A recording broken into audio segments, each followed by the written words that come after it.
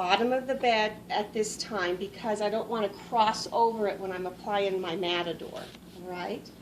So I'm going to lift up the patient's gown at this point.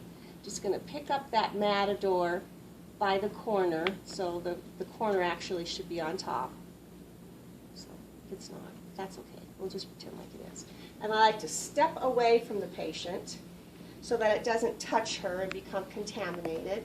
Don't get real caught up on the shiny side or the flat side, because as long as the side that you're putting underneath her is still sterile, that's what's most important. Okay. But if you start with the shiny side towards the outside, and then you wrap it around your arm, like so, okay? You've already lifted this up, and we'll help you at Skills Checkoff to lift up the patient, and then you just apply this underneath, okay? So now I've got a sterile drape underneath my patient. Okay, so now it's time for me to put on my sterile gloves.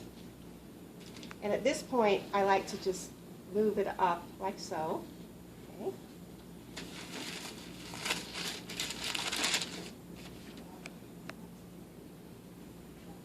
We'll be watching to make sure that you glove properly. Sometimes your glove might break or something like that, so we've got extra gloves for you. If you notice you break technique, it's best to say something, and then we'll go from there. You know, if you contaminate, then we say, oh, well, what would you do? Oh, I'd have another pair of gloves with me. Great, go ahead and put them on, okay? I may have turned my back a little to my patient right then, because I'm talking to you all, so make sure you position yourself so you're not turning your back to your patient or the sterile field. Now I'm going to open up this drape, and it's actually going to be in my kit like this, is how it's all folded together, okay? So you're going to, it's sterile to sterile, and it's fine. You can touch any part of this to manipulate it to make it into this hourglass.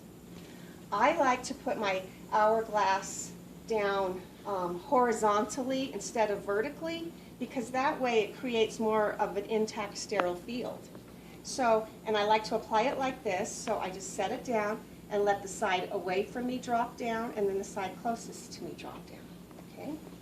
Now I can take my kit, and I want to position it so that the handles of the syringe are closest to me. Not a real big deal, but that way you don't cross over as much to get your supplies. Okay, go ahead and demonstrate saturating the cotton balls with your betadine. Don't actually open it, okay? I can either throw it away like this, or I can pass it off to this hand and just drop it and get rid of it. Now I can attach my syringe. And this little guy is actually still sterile. He could stay on your kit, or you can throw him away. I'm going to attach the syringe and carefully remove the sheath, okay? So that when I'm taking the sheath off, I'm going to be able to wrap this around my hand while I'm removing the sheath, so that my catheter isn't flailing all over the place. That's something that you can practice at home too. So now, oh, I should have opened my lube, but I'm still sterile. So I can demonstrate putting the lube in here. Get rid of that.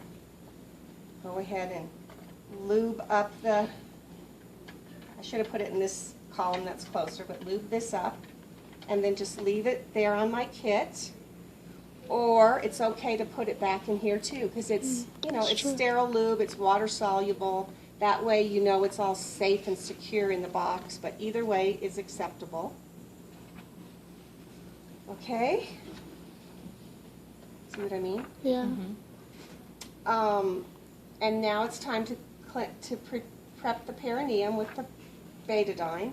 So I'm going to commit my left hand now, and I'm going to tell my patient I'm going to touch your perineum here. And with these mannequins, I like to say they have labia of steel. Okay? They like automatically open. It's not like that in real life, as you all know. I'm going to start with the side away from me first, the labia majora away from me. Throw that one away. labia minora, throw that one away. I mean majora, closest to me. Labia minora, labia minora, and then right down the middle. Okay, these are, I don't need them anymore, I can get rid of them. So now I'm going to, this is already lubricated, make sure my tubing is kind of out of the box so it doesn't get caught up. Visualize that urethra. Sometimes if you just, oh, and I didn't get any lube, but I'm going to insert it without it. If you go in a circular fashion, it might go in easier. I see urine. I'm going to insert it a couple more inches, being careful not to touch the labia. Okay. Now with this hand, I'm going to pinch the catheter so it doesn't slip out.